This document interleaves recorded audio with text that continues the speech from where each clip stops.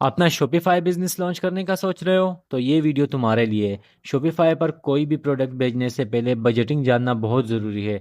मेरे क्लाइंट ने भी ये गलती की थी और सेल्स आने के बावजूद उसे कोई प्रॉफिट नहीं मिला। तो आए मैं आपको बताता हूँ कि बजटिंग किस तरह करनी है।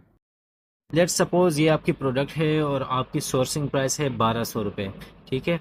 आपको एक ऑर्डर पड़ता है 350 रुपये का और डिलीवरी चार्जेस आपको ऑन एवरेज 300 आ जाते हैं। इसी तरह पैकेजिंग फ्लायर वगैरह का ख़र्चा 150 रुपये लगा लेते हैं। तो ये सब मिलाकर आपको एक ऑर्डर पड़ जाता है 2000 रुपये का। और 10 ऑर्डर कितने के पड़ जाएंगे आपको? 20,000 के। अब इसमें हमने रिटर्न रेशो ऐड नहीं किया, याद रखें। तो रिटर्न में आपको पता है जब कोई भी प्रोडक्ट रिटर्न आती है तो उसमें आपकी डिलीवरी की कॉस्ट, एड स्पेंड और पैकेजिंग, ये सारा आपका नुकसान होता है। तो डिलीवरी हमारी 300 थी, फिर एड स्पेंड 350 और 150 रुपये पैकेजिंग के। तो अगर हमारा एक रिटर्न आता है तो हमें 800 रुपये का नुकसान होगा। अब लेट सपोज़ आपका रिटर्न रेशो है 30% और आपको 10 ऑर्डर्स आ जाते हैं। तो इसका मतलब ये है कि उसमें से 3 ऑर्डर्स आपको रिटर्न आएंगे। तो एक रिटर्न पर 800 रुपये का नुकसान हो रहा था, तो 10 ऑर्डर पर कितने हो रहे हैं? 2400 रुपये। क्योंकि 10 ऑर्डर्स में 3 रिटर्न आ रहे हैं तो ये 2400 रुपये बन जाते हैं। अब शुरू में हमने जो 10 ऑर्डर की कॉस्ट निकाली थी वो थी 20,000, लेकिन उसमें हमने रिटर्न रेशो इंक्लूड नहीं किया था। अगर हम रिटर्न इंक्लूड कर देते हैं तो हमारी 10 ऑर्डर की कॉस्ट बन जाएगी 22,400 रुपये और एक ऑर्डर की कॉस्ट हमारी बन जाएगी 2240 रुपये।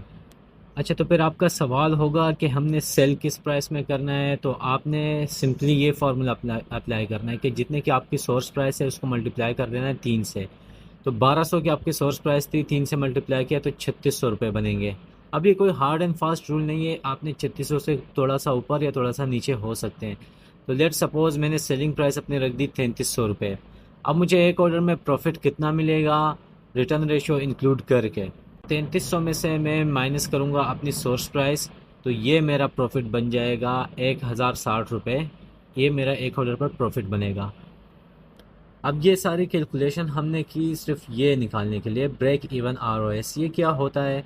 ये वो पॉइंट होता है जिसमें आपका बिजनेस ना कोई प्रॉफिट कर रहा होता है ना ही उससे कोई नुकसान हो रहा होता है, यानी ब्रेक इवन। तो सबसे पहले हम ब्रेक इवन एड कॉस्ट निकालेंगे। तो नॉर्मली हमने जो एड कॉस्ट रखी थी पर ऑर्डर वो थी 350 रुपये, लेकिन फॉर एग्जांपल अगर आपकी एड कॉस्ट 1060 रुपये तक भी चली जाती है जो आपका प्रॉफिट था, तो इसका मतलब ये है कि आपके बिज़नेस को कोई फ़ायदा तो नहीं हो रहा लेकिन कोई नुकसान भी नहीं हो रहा। Break even R O S है वो ये है कि सेलिंग प्राइस को हम डिवाइड कर देंगे ब्रेक इवन एड कॉस्ट से, तो हमारा जो break even R O S है वो आ जाएगा। यानी अगर आपको इतना आर ओ एस मिल रहा है तो आपका बिज़नेस ना प्रॉफिट कर रहा है ना लॉस कर रहा है। लेकिन